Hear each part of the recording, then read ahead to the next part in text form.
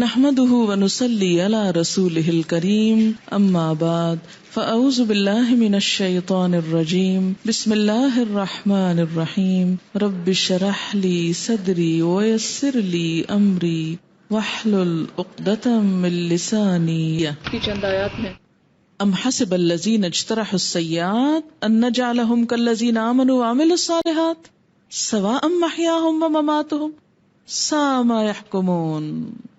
کیا وہ لوگ جنہوں نے برائیوں کا ارتکاب کیا ہے یہ سمجھے بیٹھے ہیں کہ ہم انہیں اور ایمان لانے والوں اور نیک عمل کرنے والوں کو ایک جیسا کر دیں گے کہ ان کا جینا اور مرنا ایک جیسا ہو جائے؟ بڑے برے فیصلے ہیں جو یہ لوگ کر رہے ہیں. کتنی زبردست آیت ہے یہ. برے کام کرنے والے کیا یہ سمجھتے ہیں؟ کون ہے وہ برے کام کرنے والے؟ کہاں رہتے ہیں؟ کس ملک کس پلانٹ پہ ہیں؟ وہ ہم خود بھی ہو سکتے ہیں. ہم میں سے ہر ایک کو اپنے بارے میں، مجھے اپنے بارے میں اور آپ میں سے ہر ایک کو اپنے بارے میں سوچنے کی ضرورت ہے کہ غلط کام کر کے یہ پھر امید نہیں رکھنی چاہیے کہ ہم نیکوں جیسے انجام کو بھی پہنچ جائیں گے. فرمایا جو لوگ برے کام کر رہے ہیں کیا وہ یہ سمجھے بیٹھے ہیں کہ ہم ان کو ایمان اور عمل صالح رکھنے والوں جیسا کر دیں گے؟ کسی بزرگ کا قول ہے نا کہ کیا تم اسی جنت میں پہنچ جاؤ گے جہاں صحابہ کرام ہوں گے حالانکہ تم ان جیسے عمل کرنے سے کتراتے ہو. یعنی ہم کوئی قربانی ان جیسی دینا نہیں چاہتے لیکن ہم جنت میں انہی کے ساتھ رہنا چاہتے ہیں. تو بالکل ایسے ہی ہے نا کہ جیسے آپ میڈیکل کے پہلے سال میں داخلہ لیں اور آپ کہیں ہمیں 5ویں سال میں ابھی کر دیں، پلیز ابھی کر دیں، ہم اتنے سال نہیں انتظار کر سکتے.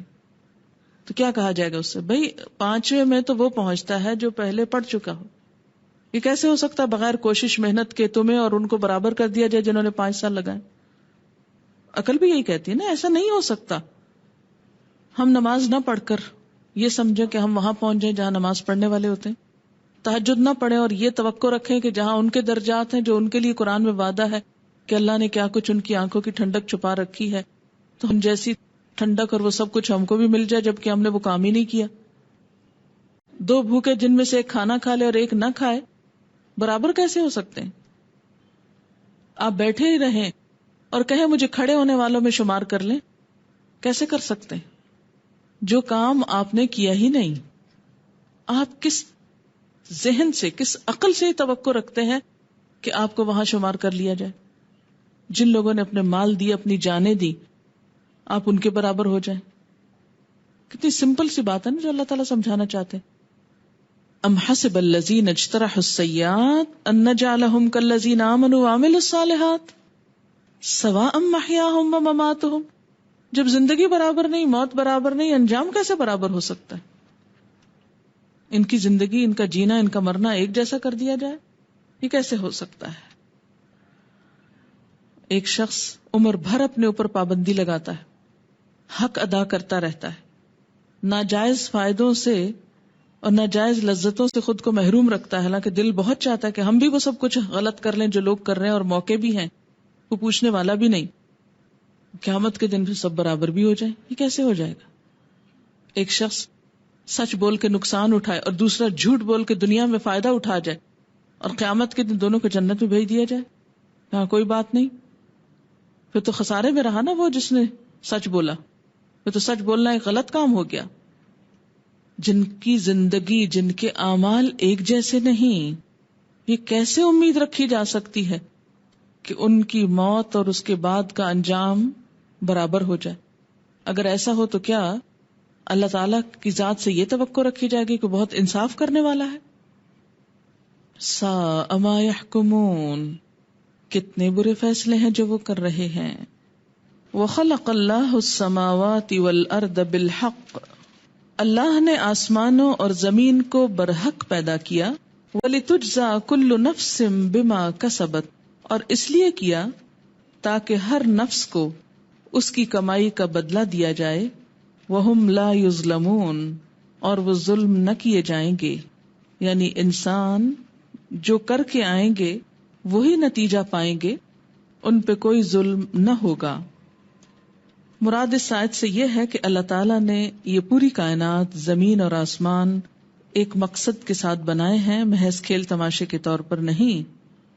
لہذا اس دنیا میں جو بھی انسان آئے وہ اللہ کے دیے ہوئے وسائل، نعمتوں، اختیارات اور ذرائع، ان سب چیزوں کو صحیح طریقے پر استعمال کرے. جو لوگ ایسا کریں گے وہ اچھا نتیجہ پائیں گے، اور جو ان تمام دی گئی نعمتوں کو غلط طریقے سے استعمال کریں گے، زمین میں ظلم اور فساد برپا کریں گے، ایسے لوگ قیامت کے دن اپنے کیے کی جزا پائیں گے. کسی پر کچھ بھی ظلم نہ ہوگا. افرأیت، کیا بھلا دیکھا تم نے، من اتخذ الہہ ہواہ، کہ جس نے بنا رکھا ہے اپنا الہ، کس کو؟ ہواہ، اپنی خواہش نفس کو، اپنے دل کی مرضی کو. وَأَدَلَّهُ اللَّهُ عَلَىٰ عِلْمٍ، اور اللہ نے علم کے باوجود اسے گمراہی میں پھینک دیا. وَخَتَمَ عَلَىٰ سَمْعِهِ وَقَلْبِهِ، اور اس کے دل اور کانوں پر مہر لگا دی. وَجَعَلَ عَلَىٰ بَصَرِهِ غِشَاوَةً، اور اس کی آنکھوں پر پردہ ڈال دیا. فَمَن يَهْدِيهِ مِن بَعْدِ اللَّهِ، اللہ کے بعد اب اور کون ہے جو اسے ہدایت دے. افلا تذکرون، کیا تم لوگ کوئی سبق نہیں لیتے؟ اس سے کیا پتہ چلتا ہے کہ ہدایت کا اصل سورس اللہ کی ذات، روشنی کا اصل سرچشمہ اللہ کا نور، اور پھر اللہ کی حکمت پر بھیجی ہوئی وحی الہی. اگر کوئی شخص اپنے آپ کو اللہ اور اس کے رسول صلی اللہ علیہ وسلم کی تابعداری اور اطاعت میں دینے کی بجائے اپنے نفس کی خواہشات کے پیچھے لگ جائے، اپنے دل کی مرضی پوری کرنے لگے، تو ایسا شخص علم کے باوجود بھٹکا ہوا ہوتا ہے. ہدایت کس چیز کا نام ہے؟ وحی الہی کی پیروی کا، جو حکم وہاں سے ملتا ہے اس کی اطاعت کا. اگر کوئی شخص حکم تو سن لے لیکن مانے نہ اس کو، جان بوجھ کر اندھا بنا رہے، تو ایسا شخص کبھی بھی ہدایت یافتہ نہیں ہو سکتا. اس سے ایک بات یہ بھی پتہ چلتی ہے کہ ضروری نہیں کہ انسان علم کے بغیر بھٹکے. بعض لوگ علم حاصل کر کے جانتے بوجھتے ہوئے بھی بھٹکتے ہیں. یہ کون لوگ ہوتے ہیں؟ جو اپنے علم پر عمل نہیں کرتے بلکہ اپنی خواہشات کی پیروی کرتے ہیں. وہ پڑھ لکھ کر بھول جاتے ہیں کہ ان کے رب نے ان سے کیا کہا ہے. جب کوئی شخص متعدد بار ایسا کرتا ہے تو اللہ تعالیٰ اس سے ہدایت کا نور، علم کا نور چھین لیتا ہے. اس کے کانوں پر بھی مہر لگ جاتی ہے کہ وہ ہدایت کی بات سنتا ہے مگر اس کو اپنے لیے نہیں سنتا. وہ سمجھتا بس یہ ایک علم ہے، ایک بات ہے جو کہہ دی گئی، بس کہہ دی گئی. اس کے دل پہ بھی مہر لگ جاتی ہے. وہ بڑی بڑی باتیں سنتا مگر اس کو کچھ اثر نہیں ہوتا. اس کی آنکھوں پر بھی پردہ پڑ جاتا ہے. وہ عبرت کے سامان دیکھتا ہے، اپنی نگاہوں کے سامنے لوگوں کو خدا کی گرفت میں پکڑے ہوئے دیکھتا ہے لیکن کچھ سبق نہیں لیتا. فَمَن يَهْدِيهِ مِن بَعْدِ اللَّهِ، ایسے شخص کو اللہ کے بعد کون ہدایت دے سکتا ہے؟ یعنی جس کو اللہ بھٹکا دے اسے کوئی ہدایت نہیں دے سکتا. اور اللہ نے اس کو کیوں بھٹکایا؟ کہ ایک طرف تو اللہ نے کان، دل اور آنکھ دی، دوسری طرف وحی الہی دی. یہ دونوں نعمتیں اس پہ تمام کی، لیکن وہ ان کو چھوڑ کر خواہشات کے پیچھے چل پڑا. ایسے لوگوں کو ہدایت نہیں ملتی. جیسا کہ سورۃ الاعراف میں بھی ایک جگہ پر آتا ہے ایک شخص کا واقعہ کہ جسے اللہ تعالی نے دین کا علم دیا، کتاب کا علم دیا، لیکن وہ اسے چھوڑ کر دنیا کی خواہشات کے پیچھے پڑ گیا. سورۃ الاعراف 175 وَاتْلُ عَلَيْهِمْ نَبَأَ الَّذِي آتَيْنَاهُ آيَاتِنَا، انہیں اس شخص کی خبر سناؤ جس کو ہم نے اپنی آیات دی تھی. فَانْسَلَخَ مِنْهَا، وہ ان سے بھاگ نکلا. یعنی آیات کی پیروی نہیں کی. کس کی؟ نفس کی خواہشات کی. فَأَتْبَعَهُ الشَّيْطَانُ، اس کے پیچھے شیطان لگ گیا. فَكَانَ مِنَ الْغَاوِينَ، وہ بہکے ہوئے لوگوں میں سے ہو کر رہا.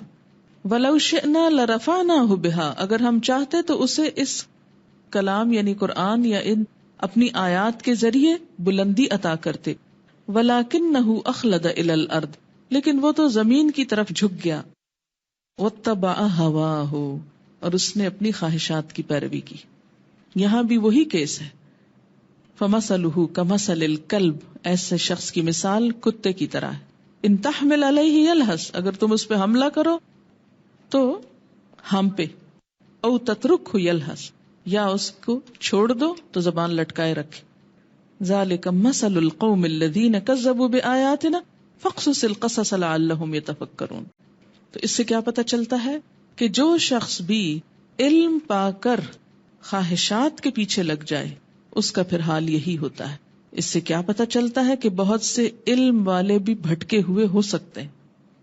کسی بھی شخص کی بات یا عمل کی سچائی کا دار و مدار صرف اس پر نہیں کہ وہ علم والا ہے. یعنی کسی بھی شخص کے سچا ہونے کے لیے یہ کافی نہیں کہ وہ علم والا ہے. ہم یہ کہیں کہ وہ تو اتنا پڑھا لکھا ہے، وہ کیسے غلط بات کہہ سکتا ہے؟ کہہ سکتا ہے اگر اس کو خدا کا خوف نہیں اور وہ اللہ کو راضی کرنے کی بجائے اپنے نفس کی رضا کا سامان کرتا رہتا ہے. نفس انسانی یا انسان کی اپنی خواہشات بدترین الہ ہیں جن کی پیروی یا پوجا کی جاتی ہے. وَمَن يُضْلِلِ اللَّهُ فَلَا هَادِيَ لَهُ، جسے اللہ بھٹکا دے اسے کون ہدایت دے. وَيَذَرُهُمْ فِي طُغْيَانِهِمْ يَعْمَهُونَ، انہیں ان کی سرکشی میں چھوڑ دیتا ہے کہ وہ پھر سرگرداں پھرتے رہیں. سوال میرا آپ سے یہ ہے کہ کیا آپ زندگی میں کسی بھی شخص کی پیروی صرف اس لیے کریں گے کہ وہ پی ایچ ڈی ڈاکٹر ہے، وہ عالم یا علامہ کہلاتا ہے، لہذا وہ جو کچھ فرمائے اسے ہم آنکھیں بند کر کے لے لیں گے؟ ہرگز نہیں. کسی بھی شخص کی پیروی محض اس کی کسی ڈگری یا ٹائٹل یا علم کی بنا پر نہیں ہوگی، بلکہ کوئی انسان تو ہمارا اس طرح کا متبوع ہو ہی نہیں سکتا یا ایسا رہنما نہیں ہو سکتا کہ جس کو ہم آنکھیں بند کر کے فالو کریں. نیور. ہم ضرور دیکھیں گے کہ جو کچھ وہ کہہ رہا ہے اس پہ عمل بھی کر رہا ہے. اگر کر رہا ہے تو ٹھیک ہے، ہم بھی اس کے ساتھ ہیں، اور اگر وہ نہیں کر رہا تو جو چاہے کہتا رہے. ہم کیا دیکھیں گے کہ اللہ کے رسول صلی اللہ علیہ وسلم نے کیا فرمایا، آپ نے کیا کیا، آپ نے کیا کہا. تو محض کسی کے علم پر مت جائیں، اس سے دھوکہ مت کھائیں کہ بہت ویل ریڈ ہے، بہت لرنڈ ہے، ہائیلی ایجوکیٹڈ ہے، فلاں فلاں ہے. جو مرضی ہو، کوئی معیار نہیں. اس لیے کہ وہ اضلہ اللہ علی علم، علم کے باوجود گمراہی میں پھینک دیا گیا کیونکہ خواہش نفس کا بندہ تھا، اور اللہ جانتا تھا کہ وہ اپنی خواہش کا پیروکار ہے. خواہش کی پیروکاری کیا ہوتی ہے؟ کہ دل کی مرضی پہ چلتے ہوئے حلال حرام جائز ناجائز اچھے برے کسی چیز کی تمیز نہ کرنا. بس جو پسند آ گیا، جو کرنے کو دل چاہا، جو اچھا لگا وہ کر لیا. اچھا، خواہشات نفس میں کیا کیا چیزیں آتی ہیں؟ مثلا نفس کن کن چیزوں کا مجموعہ ہے؟ شہوت، غضب، جہل. اب آپ دیکھیں کہ شہوت میں کھانے کی بھی ہو سکتی ہے اور بھی چیزیں ہو سکتی ہیں اس میں. اسی طرح غضب میں کیا ہو سکتا ہے؟ انسان اپنے غم غصے وغیرہ کو بغیر سوچے سمجھے استعمال کرنا شروع کر دے. اور جہالت تو لا علمی کو کہتے ہیں. اب یہاں اس شخص کا مسئلہ جہالت نہیں ہے، اس کو اندھا بنا رکھا ہے اس کی خواہشات نے، اس کی شہوت نے. کیونکہ بعض خواہشات انسان کی ایسے ہوتی ہیں کہ جو واقعی اس کو اندھا کر دیتی ہیں. اور بہت سے دین پڑھنے اور پڑھانے والے جب خدا کا خوف نہیں رکھتے تو ان چیزوں میں مبتلا ہو جاتے ہیں، اور یہی چیز بنیادی طور پر دین کی بدنامی کا سبب بھی بنتی.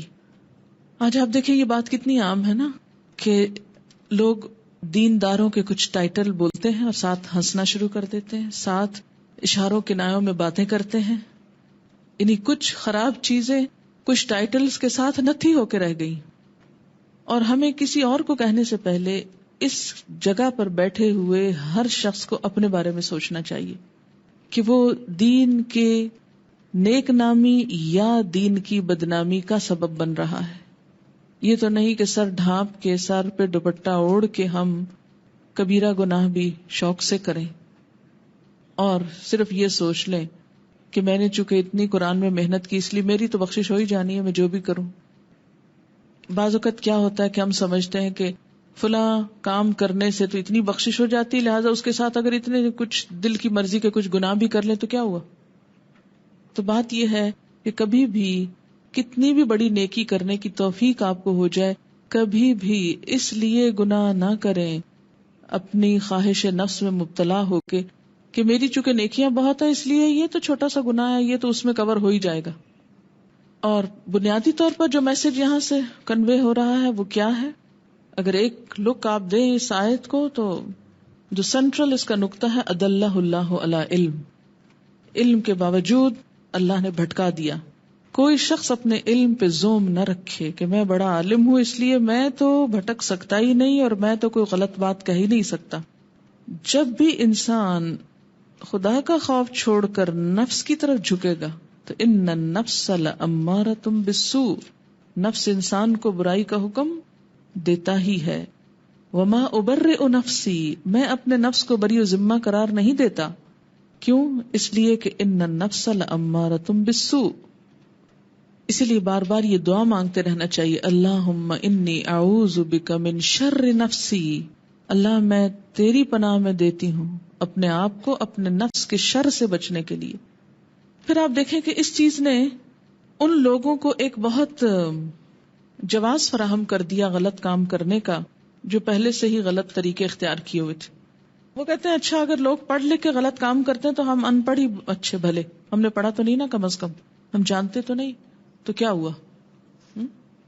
ایسا کبھی کوئی شخص آپ سے بحث کرے تو اس پر آپ بھی اس کے ہم نوا نہ ہو جائیں. آپ ہمیشہ یہ سوچیں کہ ہر شخص کا کیا اس کے اپنے ساتھ ہے. لا تزر وازرۃ وزر اخری، جس نے جو کیا ہے وہ اپنا خود بھگتے گا. میرے لیے اس میں کوئی جواز نہیں کہ کسی کے بھٹکنے پر میں بھی بھٹک جاؤں. کوئی پسلا تو میں بھی پسلوں، کوئی غلط کر رہا ہے تو میں اچھائی نہ کروں. اگر کوئی غلط کر رہا ہے تو اس کی غلطی سے مجھے کوئی جواز نہیں ملتا کہ میں اچھا کام کرنا چھوڑ دوں یا اچھائی کا رستہ اس لیے اختیار نہ کروں کہ بہت سے لوگوں نے اچھائی کو بدنام کر دیا. سچ بدنام ہو چکا اس لیے جھوٹ بولنا جائز ہو گیا. نیکی بدنام ہو چکی اس لیے بدی جائز ہو گئی. نہیں جائز ہوئی. جو نیکی کو بدنام کر رہا ہے وہ اپنا ذمہ دار خود ہے. لنا اعمالنا ولکم اعمالکم، تمہارے اعمال تمہارے لیے، میرا عمل میرے لیے. کبھی بھی ایسی کوئی بحث ہو یا کوئی، کیونکہ آج کل عموماً جب دین کی بات ہوتی ہے تو فوراً پھٹ پڑتے ہیں لوگ دین والوں پر.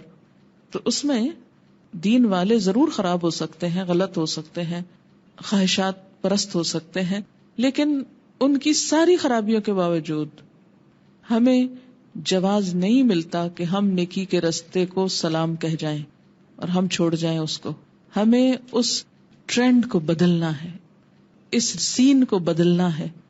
ہمیں اعلی اخلاق کے وہ نمونے پیدا کرنے ہیں، تبھی صورتحال تبدیل ہو سکتی، تبھی دین کا فائدہ ہو سکتا ہے، تبھی ہمارا فائدہ ہو سکتا ہے.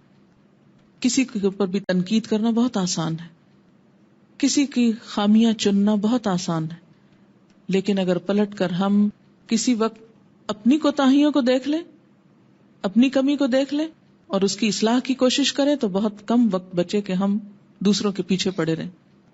بعض اوقات ہماری ساری ذہانت، سارا ٹیلنٹ، ساری قابلیت، ساری قوت صرف اس بات میں خرچ ہو جاتی ہے کہ لوگوں میں کیا کیا خامیاں ہیں اور ان خامیوں کی وجہ سے میں اگر صحیح نہیں تو اس میں میرا قصور نہیں. فرمایا افلا تذکرون، تم اس بات سے کوئی نصیحت نہیں لیتے، کوئی سبق نہیں پکڑتے. اچھا پھر آپ دیکھیں کہ علم سے مراد یہاں صرف دینی کا علم نہیں ہو سکتا، یہاں علم علمن نکرہ ہے جس سے مراد دنیا کا علم بھی ہو سکتا ہے کہ بہت سے لوگ دنیاوی معاملات میں بڑے سمجھدار ہوتے ہیں. مثلا آپ دیکھیں کہ دنیا کی ایک بڑی آبادی شرک میں مبتلا ہے، تو آپ کے کیا خیال ہے کہ جو لوگ بتوں کی پوجا کرتے ہیں وہ سارے جاہل لوگ ہیں؟ ان میں بہت بڑی بڑی ڈگریاں رکھنے والے ہیں، ہائیلی ایجوکیٹڈ ٹیلنٹڈ لوگ، انٹلیکچوئلز، لیکن جب عقیدے کی بات آتی ہے، دین کی بات آتی ہے، تو پتھروں کے آگے ہاتھ جوڑتے نظر آتے ہیں. حیرت ہوتی ہے نا اس وقت. اتنے بڑے بڑے فلسفے اور گتھیاں سلجھانے والے کیا یہ نہیں سمجھ پاتے کہ یہ پتھر کی مورتیاں کچھ نہیں دیتی، ان سے ڈرنے کی کیا ضرورت ہے؟ کالی بلی کے رستہ کاٹنے سے کیوں خوف زدہ ہیں؟ 13 نمبر سے کیوں خوف زدہ ہیں؟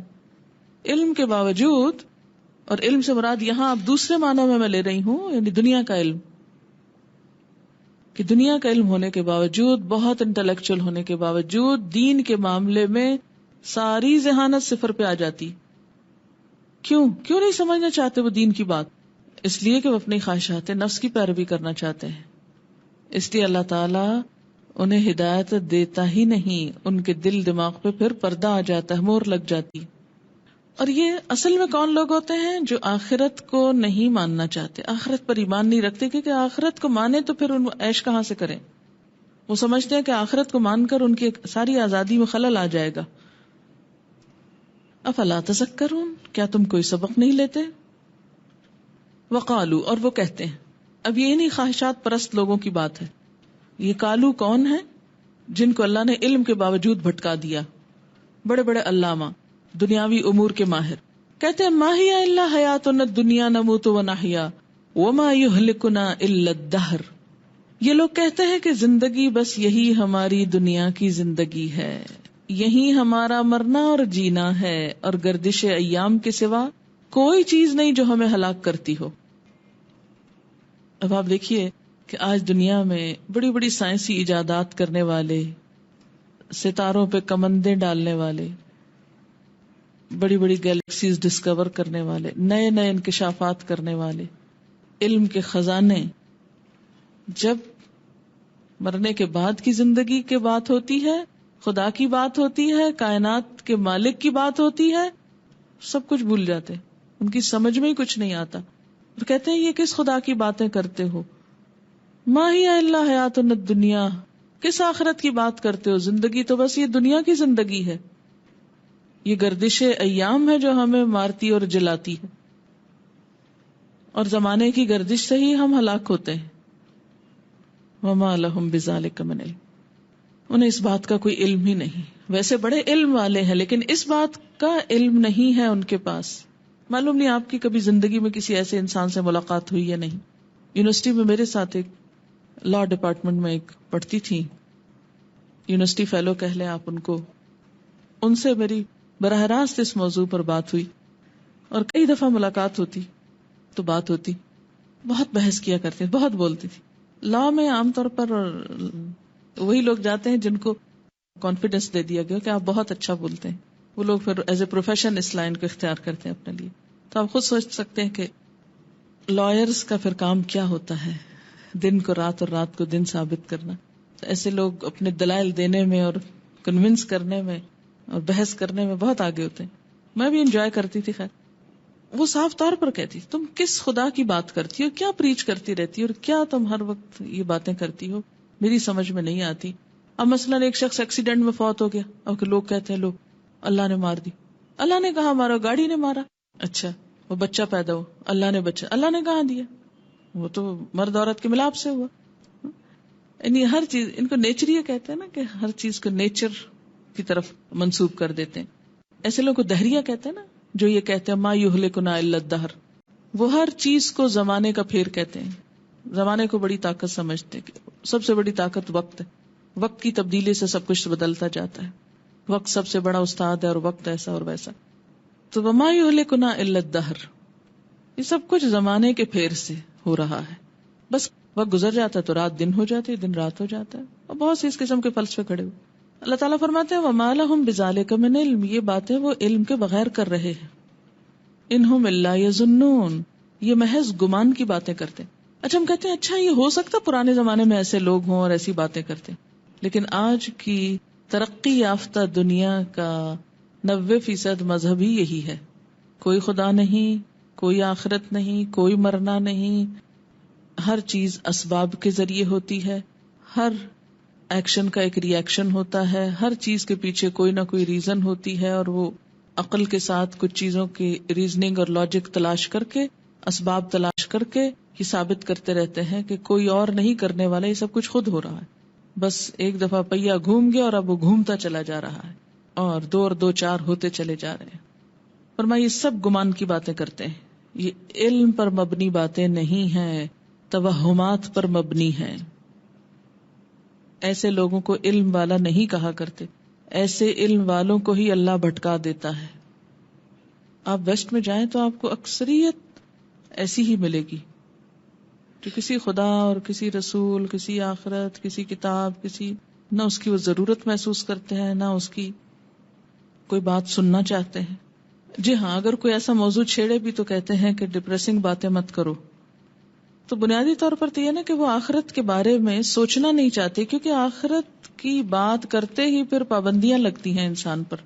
پچھلی آیت کو اور اس کو پھر دوبارہ ملا کر آپ دیکھیے، افرأیت من اتخذ الہہ ہواہ، تو اصل خرابی تو پھر یہاں ہے نا کہ خواہشات نفس کی پیروی کرنی۔ کس لیے جیتے؟ کھانا پینا، سونا، عیش و عشرت، تفریح، یہ زندگی کا حصہ ہے۔ خوب مال کماتے، اچھا کھاتے ہیں، اچھا پہنتے ہیں، جو بچ جاتا ہے ہالیڈیز پہ لگا دیتے ہیں۔ کہتے نا ایٹ ڈرنک اینڈ بی میری، کھاؤ پیو خوشیاں مناؤ، زندگی بس یہی زندگی ہے۔ کیا تم موت کی باتیں کرتے ہو، دوسری دنیا کی، اچھائی برائی کی، اور فلسفے گھڑ لیے ہیں۔ اللہ تعالیٰ پوچھتے ہیں تم نے ایسے کسی شخص کو دیکھا ہے؟ افرأیت، کبھی تمہارا واسطہ پڑا ایسے شخص سے؟ من اتخذ الہہ ہواہ، جس نے اصل الہ کو الہ نہیں مانا، اس کا الہ بس اس کی اپنی خواہشات ہے۔ اتنے پڑھے لکھے لوگ ایسی احمقانہ بات کر سکتے ہیں؟ ہاں، ہو سکتا ہے، کیونکہ جو خواہشات میں اندھا ہو جائے اس کو علم حقیقت تک پہنچنے میں فائدہ نہیں دیتا۔ وَأَدَلَّهُ اللَّهُ عَلَى عِلْمٍ وَخَتَمَ عَلَى سَمْعِهِ وَقَلْبِهِ وَجَعَلَ عَلَى بَصَرِهِ غِشَاوَةً، ایسے شخص کے سارے حواس کے اوپر پردہ آ جاتا ہے، وہ اپنی بصیرت، سماعت اور بصارت کے ذریعے خدا کو نہیں دیکھ پاتا۔ ایسے شخص کو پھر کوئی ہدایت نہیں دے سکتا۔ جس کو اللہ ہدایت نہ دے پھر کوئی انسان اس کی ہدایت کا سبب نہیں بن سکتا، کیونکہ انہوں نے موت اور زندگی کے کچھ فلسفے تراش رکھے ہیں، اور وہ فلسفہ کیا ہے؟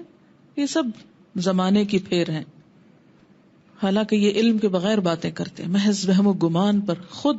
یعنی کس نے ان کو بتایا؟ اب دیکھیں نا، ہمیں تو بتایا نا، ہمارے پاس دلیل ہے کہ ہمارے رسول نے ہمیں بتایا۔ 1400 سال پہلے ایک کتاب آئی تھی جو آج تک نہیں بدلی، اس میں لکھا ہوا کہ ہمیں مرنے کے بعد جی اٹھنا ہے۔ ان کو کس نے بتایا کہ مرنے کے بعد کوئی زندگی نہیں ہے؟ ان کے پاس کیا دلیل ہے؟ اسی لیے اللہ تعالیٰ فرماتے ہیں یہ علم کے بغیر بات کریں۔ جو یہ کہتا ہے مرنے کے بعد دوبارہ جی اٹھنا ہے، وہ تو ایک کتاب پر بیس کر کے کہتا ہے، اس کے پاس تو ریفرنس ہے، ان کے پاس کیا ریفرنس؟ کیا مرنے والے کسی نے بتایا ان کو اٹھ کے دوبارہ؟ وَإِذَا تُتْلَى عَلَيْهِمْ آيَاتُنَا بَيِّنَاتٍ، جب ہماری واضح آیات انہیں سنائی جاتی ہیں، مَا كَانَ حُجَّتَهُمْ، تو ان کے پاس کوئی حجت نہیں ہوتی، الا مگر ان قالوا کہ کہتے ہیں اوتوا بآبائنا، ہمارے باپ دادا کو واپس لا کے دکھاؤ، ان کنتم صادقین، اگر تم سچے۔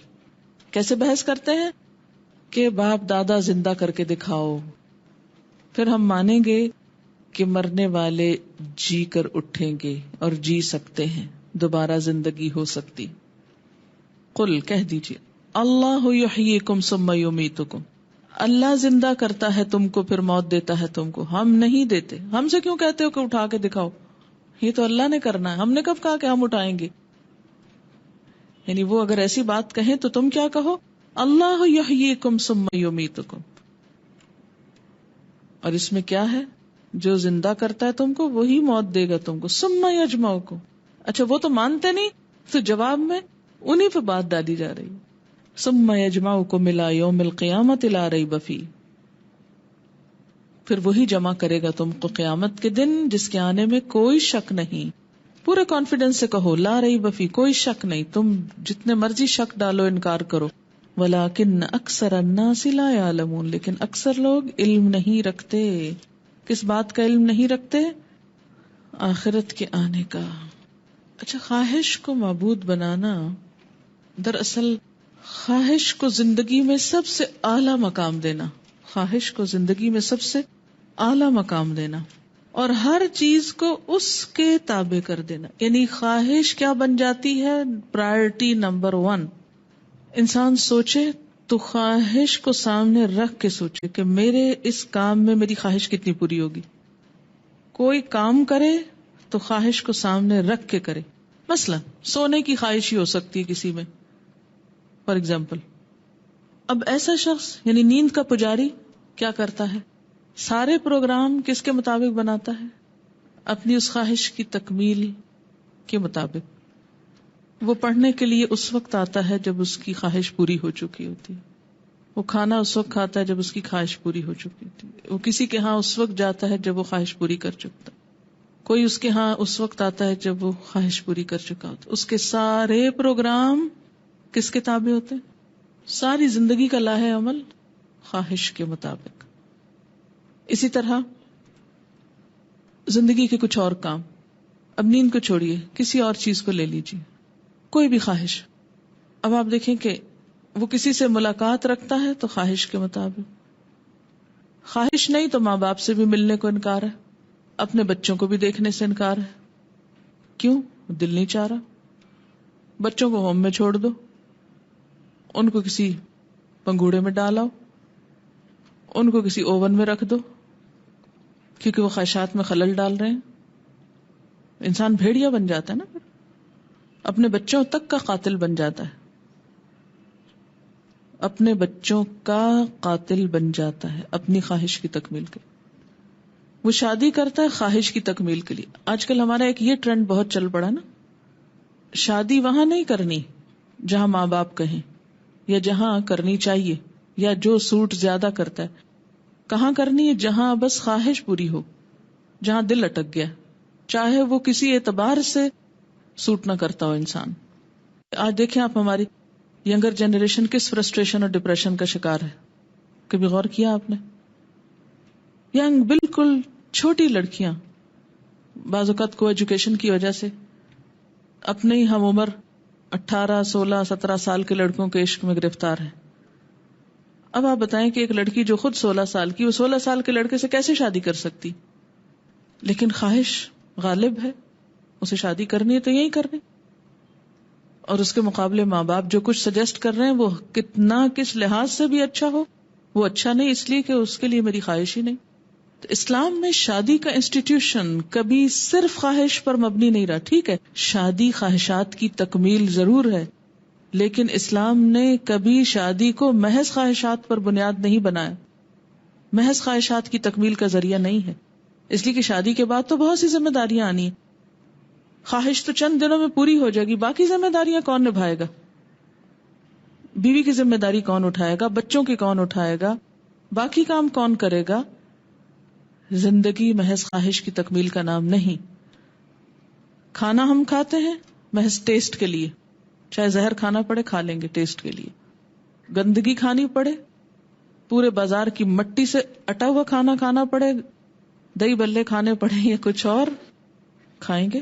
مکھیوں سے اٹی ہوئی چیز کھانی پڑے کیونکہ ٹیسٹ اسی میں، خواہش پوری ہو رہی، کھائیں گے. نہ صفائی نہ ستھرائی، کسی چیز کا احساس نہیں. کپڑا پہننا ہے خواہش کا پہننا ہے، چاہے وہ چبھے، چاہے سردی لگے، چاہے گرمی لگے، چاہے مرے چاہے جیئیں، چاہے حیا پامال ہو، تار تار ہو، کچھ ہو، خواہش. تو جب زندگی کی ساری بھاگ دوڑ صرف خواہش کی تکمیل میں ہو جائے تو آپ خود سوچیں کہ ایسے لوگ کہاں پہنچیں گے، خواہشات ان کو کہاں لے جائیں گی. ایسے لوگوں کو اللہ تعالیٰ کیسے ہدایت دے؟ اللہ نے عقل کے دروازے رکھے ہیں کچھ، کان، آنکھ، دل وغیرہ، یہ سب الٹیمیٹلی کہاں جا کے کھلتے ہیں؟ عقل میں. لیکن جس شخص کی خواہش اس پہ غالب آ جاتی ہے اس کے یہ دروازے بند ہو جاتے ہیں. بس اب وہ صرف خواہش کی تکمیل کے لیے جی رہا ہے. اور جب اس کی عقل بیچ میں ذرا سا اٹھ کے بولنے لگتی ہے کہ دیکھو اس میں تمہاری عزت کا نقصان ہے، دیکھو تمہاری عقل کا نقصان ہے، تمہارے مال کا نقصان ہے، تمہاری فلاں فلاں چیز کا نقصان ہے، تو وہ ہر بات کی ایک جھوٹی توجیہ پیش کر دیتا ہے. نہیں کوئی فرق نہیں پڑتا اس سے، وہ فلاں بھی تو ایسے کرتا ہے، اس سے کیا ہو جاتا ہے. ہر چیز کی ایک تعویل کر لیتا ہے اور خواہش کی تکمیل کر لیتا ہے. جتنے بھی حرام کام دنیا میں ہو رہے ہیں، زنا ہو رہا ہے، شراب ہو رہا ہے، شرک ہو رہا ہے، جھوٹ ہو رہا ہے، غیبت ہو رہی ہے، جو بھی حرام کام ہیں، ان سب کے پیچھے آپ دیکھیں تو کس کی تکمیل ہے؟ خواہش کی تکمیل. خواہش نفس پوری کرنے کے لیے یہ سب حرام کاریاں ہوتی ہیں. اچھا، جب ضمیر جھنجھوڑتا مت کرو یہ، پھر انسان کیا کرتا ہے؟ تعویلیں کر لیتا ہے نا. وہ اللہ غفور الرحیم. کیا ہم حضور کی امت میں سے نہیں؟ آپ کی شفاعت کس لیے؟ ہمارے لیے نہیں تو اور کس کے لیے؟ یہود و نصارہ کے لیے کریں گے نا ہماری شفاعت. اور اللہ تعالیٰ اتنا ریجڈ نہیں ہے کہ اس کو اتنا بھی ترس نہ آئے کہ میری ایک خواہش تھی حرام کام کرنے کی تو وہ پوری نہ کرنے دے. 101 ایسی تعویلیں اور بہانے کہ نتیجہ حرام کام کرنے پر آ کے رک جاتا ہے اور تسلی سے کرتا ہے انسان پر. یعنی خواہش نفس کی تکمیل میں ہر عقل کی تعبیر تعویل کو سنی انسنی کر دے انسان، بلکہ اس کو بھی اس کے تابع کر، یعنی عقل پھر خواہش نفس کے تابع ہو جائے. بات یہ نا کہ بسا اوقات علم کے لیے ہم پھر محض عقل کو دلیل بناتے ہیں، وحی الہی کو نہیں بناتے، تو اس کی وجہ سے بھی ایسے اعتراضات ہوتے ہیں. خواہش نفس کی تعمیل میں ہم عام طور پر یہ دلیل پیش کرتے ہیں کہ آخر نفس کا بھی تو کوئی حق ہے نا. ہر وقت پاک بازی بنے رہو، کسی وقت تو نیچے اترو، دین اور دنیا دونوں ساتھ ساتھ لیا کرو. ہاں، یہ خواہشات بھی تو اللہ ہی نے ڈالی ہیں اور چیزیں بھی ساری اللہ نے ہی دی ہیں، تو آخر بالکل اب اس کا بھی تو کوئی حق دینا ہے نا. کہ ابھی تو ہم جوان ہیں، بوڑھے ہوں گے تو کر لیں گے. اب اماں خود تو سب کچھ کرتی رہی، اب ہمیں روکتی ہیں کہ تم نہ کرو. آپ نہیں کرتے رہے. ہاں، انسان غلطی کا پتلا ہے، اب کیا ہوا جو ایک غلطی ہو گئی. ہاں، زندگی ایک بار ملی ہے، بابر بعیش کوش کے عالم دوبارہ نیست. زندگی ایک دفعہ ملی ہے، بار بار تھوڑی ملی ہے. کچھ کہتے ہیں ہم اللہ کو منا لیں گے. خواہشات نفس کی تکمیل میں ایکسٹریمسٹ نہ بنو. خواہش نفس انسان کو اتنا اندھا کر دیتی ہے کہ انسان اپنے خونی رشتوں کی حرمت بھی بھول جاتا ہے. اب مثلاً بہت سے واقعات ایسے ویسٹ میں بھی اور ہمارے ہاں بھی کہ مائیں اپنے بچوں تک کا گلا گھونٹ دیتی ہیں کہ یہ ہمارے عیش و عشرت میں خلل ڈال رہے ہیں. اب دیکھیں کہ انسان اور جانور کا بنیادی فرق کیا ہے. عقل کا پہرا جو اللہ نے رکھا نا خواہشات کے اوپر، وہ جانوروں کے پاس نہیں. جانور کا جب دل چاہتا کھانے بیٹھ جاتا ہے، کوئی ٹائمنگز نہیں ہوتے اس کے کھانے کے. راہ چلتا کہیں بھی آپ بھینس گائے وغیرہ کو دیکھیں، بڑا پیٹ بھی ہو، انہیں چارہ نظر آ جو کھانا شروع ہو جائیں گے. پھر اس سر عام اپنی خواہش پوری کرنے کھڑے ہو جاتے ہیں. اب دیکھیں نا بساؤ کا جانور جو ہیں ان کو اپنی نفسانی خواہشات پوری کرنے کے لیے کسی شرم و حیا، کسی پردے، کسی آڑ اوٹ کی ضرورت نہیں ہوتی. انہیں نہیں اس کا احساس کہ ہمارے آس پاس انسان ہے، کون ہمیں دیکھ رہا ہے، کون نہیں دیکھ رہا. اور جانوروں کے اندر کیا ہوتا ہے، وہ حلال حرام کی پرواہ نہیں کرتے. انہیں یہ نہیں احساس ہوتا کہ یہ ہماری ماں ہے، بہن ہے، بیٹی ہے، بیوی ہے، کون نہیں. بس ہم خواہش غالب ہے، جو مرضی ہو. کوئی اینیمل انسٹنکٹ ہے ہمارے اندر، بہیمیت ہے. ہاں، یعنی ایک گناہ کرنے کے بعد جب پکڑ نہیں ہوتی تو اگلے گناہ میں اور اگلے میں. جینز میں ہی اس طرح ہے. یہ جینز کا ایک اور فلسفہ جو آج کل کے دور میں بڑا خوبصورت ہے کہ یہ جینیٹک پرابلم ہے. ایک انسان مجبور ہے، یہ ہومو سیکشول ہے، یہ مجبور ہے اس لیے کہ اس کے جینز میں ہے یہ، اس لیے اس کو لائسنس دے دو. بالکل انسان کے پاس اختیار ہے، عقل ہے، ارادہ ہے، جانور کے پاس نہیں ہے. لہذا امتحان ہی تو اس کا ہے کہ اپنے اختیار، ارادے، عقل کو کس طریقے اور کس رستے پر استعمال کیا، انسانوں کی طرح یا جانوروں کی طرح. جی ہاں، انسان خواہشات میں جب پڑتا ہے تو ایسے ہی جیسے پھسلا ہوا قدم پہ رکتا نہیں نا کہیں. جب کوئی پھسلنے لگتا تو آپ اس کو روک نہیں سکتے، اس کو کہاں تک جانا ہوتا ہے، گرنے تک پھسلنا ہوتا ہے. یعنی خواہشات میں اندھا دھند قدم رکھنے اور اس کو لیگل کرنے اور جائز کرنے کا نتیجہ کیا ہوتا ہے، ایک غلط وادی میں قدم رکھیں تو صحیح، ایک پوری کریں پھر آپ سنبھل نہیں سکتے، پھر وہ لے جائے گی وہاں جہاں منہ کے بل گرے. یعنی جدید نفسیات میں ایک یہ بات بہت کہی جاتی ہے کہ بہت سی بیماریاں نتیجہ ہیں خواہشات کو سپریس کرنے کا. اس لیے اگر آپ چاہتے ہو کہ ایک انسان صحیح معنوں میں انسان بنے تو اس کو اپنی ہر خواہش پوری کرنے دو. اور اس چیز نے کھلی آزادی دے دی انسان کو کسی انسان کے اندر بھی کوئی کمپلیکس ہوگا تو بس یہی ڈھونڈنے کی کوشش کریں گے اس کی کون سی خواہش پوری نہیں ہوئی کہ جس کی وجہ سے یہ بیماری اس کو پڑ گئی. یہ ایک اور انوکھا فلسفہ ہے, یہ ایک نئی گمراہی. اب مثلاً اگر ڈائبٹیز شخص کو میٹھا بہت پسند ہے اور عموماً ہوتی بھی اسی وجہ سے کہ وہ بہت ایکسس اس کا یوز ہو چکا ہوتا, اب آپ کہیں اس کو اپنی خواہش نفس پوری کریں تو کھانے تو میٹھا اس کو جتنا کھاتا ہی, یہ کیا تم اس پہ ظلم ڈھا رہے ہو, اس کی خواہش کو کنٹرول کر رہے ہو, کیا نتیجہ نکلے گا؟ کھانے دینا چاہیے. نہیں, آپ ظلم ڈھا رہے ہیں, وہ بےچارہ مر رہا ہے میٹھے کے بغیر اور آپ کنٹرول کر رہے ہیں اس کا میٹھا. تو اسی طرح اگر کوئی شخص جھوٹ بولے بغیر رہتا نہیں. اچھا ویسے یہ روز نئے نئے فلسفے جاتے. کل پرسوں میں پڑھ رہی تھی کہیں کہ جی شاپنگ کرنے کی جو خواہش ہوتی ہے بہت زیادہ, یہ بھی ایک اب نارملٹی, ایک سائیکولوجیکل ارج ہے. کیوں علاج کرتے ہیں؟ کرنے دیں اس کو, خرید کے گھر بھرے اور مقروض ہو. تو جب آپ کچھ چیزوں کو مرضی سے اب نارملٹی کہہ کے اس کا علاج شروع کر دیتے ہیں, اور کچھ جو اسلام کہتا ہے کہ اس سے آگے مت بڑھو, کنٹرول کرو اس کو, تو کرنے نہیں دیتے. نہیں یہ تو اگر کنٹرول کرے گا تو بیمار ہو جائے گا. تو پھر اصل بات تو وہی خواہش نفس کی ہے, جس کو چاہے حلال کرے, جسے چاہے حرام کرے. یعنی فرد کی خواہش اگر قوم کی خواہش بن جائے, ہر شخص اپنی خواہش پوری کرنا چاہتا ہے اور ذمہ داری کوئی قبول نہیں کرنا چاہتا. آپ کو پتا جان میجر کو سیٹ بیک کیوں ہوا تھا؟ کیونکہ اس نے نعرہ لگایا تھا بیک ٹو بیسکس, کہ اپنے ملک کو یہ کہا تھا کہ گھروں کو واپس لوٹو, عورتیں گھر سنبھالیں, بچوں کو پالیں اور ان کو اپنا دودھ پلائیں, اور تاکہ انسان گھروں میں پلیں. تو لوگوں نے اس کو کہا کہ تم جاؤ, پھر ہم آئندہ تم کو اپنا وزیر اعظم بناتے ہی نہیں ہیں. یہ کیوں کہتے ہو ہم کو؟ یہ تو ہماری آزادی پہ پابندی لگنے والی. ایک اور مصنف ہے, مجھے اب صحیح یاد نہیں, اس کی ایک کتاب ہے لیڈیز کم بیک ہوم. اچھا اس کتاب کا بھی بنیادی تھیم کیا ہے کہ عورت کے گھر چھوڑنے کی وجہ سے بہت فلا ہو گیا, معاشرتی اقدار خراب ہو گئی. تو وہ ان کو سجیسٹ کرتا ہے واپس آؤ, لیکن واپس آنے کو تیار نہیں, اس لیے کہ آپ ہماری آزادی پہ پابندی لگاتے. اچھا آج دیکھیں نا, عورت کی آزادی کے نام پر بھی جتنی باتیں ہوتی, تو اس میں بھی اگر عورت کی جو بنیادی ذمہ داریاں ہیں ان پہ اگر بات کی جائے تو کہتے ہیں یہ ہماری آزادی چھیننا ہے.